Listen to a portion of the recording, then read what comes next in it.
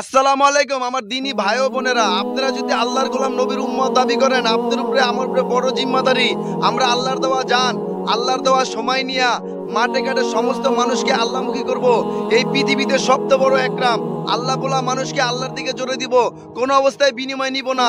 আমরা যদি আল্লাহ আল্লাহ রসুলের কথা বললা, জান্নাত জাহান্নামের কথা বললা, যদি একটা টাকা পারিশ্রম নেই, কন্ট্যাক্ট করে কোনো বিনিময় নেই, আল্লাহর কোরআনকে অস্বীকার করবো, সূরা মায়দাকে অস্বীকার করবো, সূরা ইয়াসিনকে অস্বীকার করবো, কোনো অবস্থায় বিনিময় নেওয়া যাবে না। যদি বিনিময় নেওয়া যায় যেত, আল্লাহ নবী তলপেটে দুইটা পাথর বাঁধতো না, আল্লাহ নবীর সাহাবীরা একটা পাথর বাঁধতো না।